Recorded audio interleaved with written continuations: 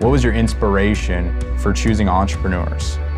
Well, first of all, I think the main lesson learned was to find an open lane. And in the sneaker business, when you're facing, I describe it as a Coke and Pepsi industry. So we have Nike and Adidas, it's like Coke and Pepsi. So if you come to market with a cola, you're in, that looks and feels like theirs, that's targeted at the same people, you're already up against it, especially if you're a percentage of their size and power. So when you're in this industry, I quickly realized that the biggest, strongest competitor is all about athletics and athletes as their focus. So I knew I couldn't win if I tried to do that. Right. And so to be a sports brand is like you're guaranteeing yourself best case, maybe number 2, but in reality for us, it was maybe 10th if we nail it. And that's just not a good situation. So I think everybody wants to start a business, but first thing to do is look at the market and look at who the incumbents are and say, can I really win? And if not, then maybe pick a different fight.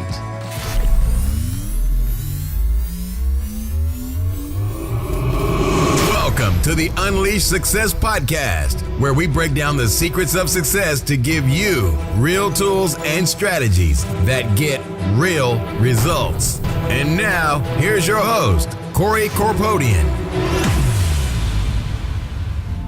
Welcome back to Unleash Success. This is your host, Corey Corpodian.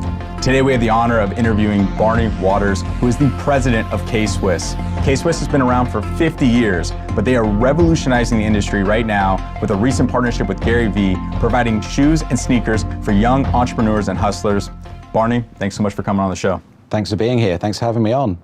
I love the culture that you've created in this company. And, as the president of K-Swiss, you're really running a shoe company, but a lot of young entrepreneurs out there want to run their own company. And I was wondering if you could tell us a little bit about your backstory and how you kind of were an intrapreneur for the company as opposed to a full-blown entrepreneur, but why you really appreciated that. Yeah, I think I've always been a company guy. I've always worked for companies, both big and small. That's just been the way it was. I lucked into a really great company in the UK where I grew up called Lotus, and they were headquartered in Cambridge, and I moved to America with them way back when, 20 some years ago. But just a really successful company, really progressive, and really smart people that I was around. So when I was really young, I was surrounded by just great people in a company that was successful. You love sneakers and this is an exciting venture. So it's like when you're doing something you absolutely love and you're in control and you're running your own company, it gives you a lot of freedom to be able to express yourself. I also think that not everybody's an entrepreneur, okay? Everybody likes the idea of it, but being an entrepreneur and being a successful one takes a certain mindset, okay? Like risk. You've got to be a great connector and networker. You've got to have a lot of self-belief.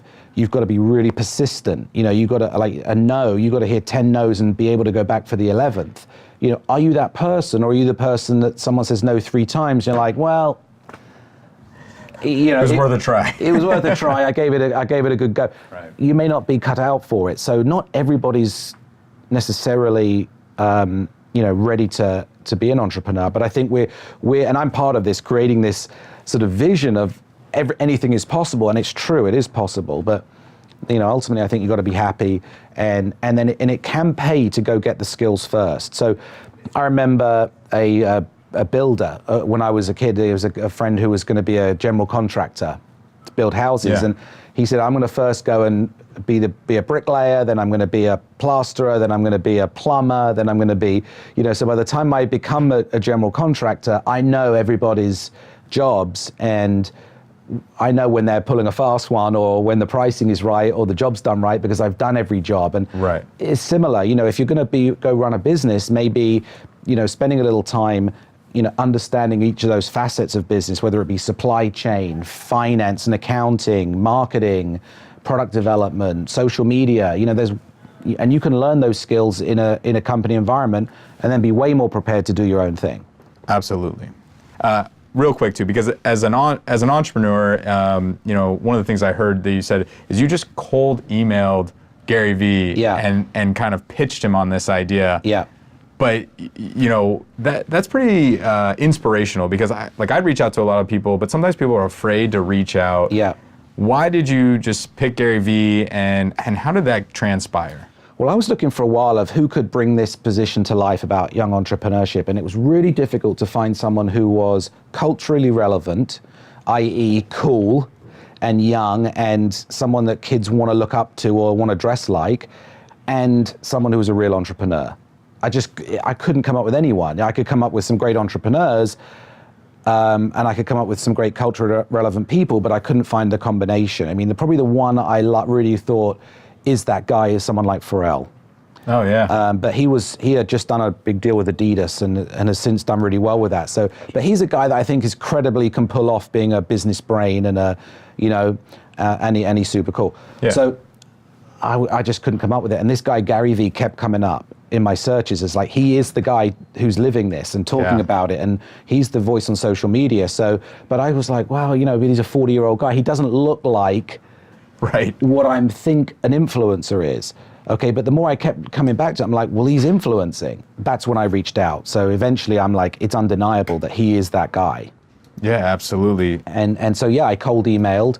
And again, Gary I think he maybe had 600,000 followers back then on Instagram. Now he has 4.5 million. Right. So we've sort of grown with him. But so I guess I called him a little early. And of course I had a great pitch. So I had, do you want to make a sneaker? Now, 9 times out of 10, if you can get someone to read that sentence, they're going to be interested, right? Who doesn't want their own sneaker? So I think I definitely had that on my side. Yeah. But I didn't go into the brand's history and the blah, blah, blah, and this is who I am, and I was born as a young child in the coal mines of England, and I just Or else you might not have ever read the actual important part. Hey, do you want to be the first guy to have a signature sneaker for an entrepreneur? Done.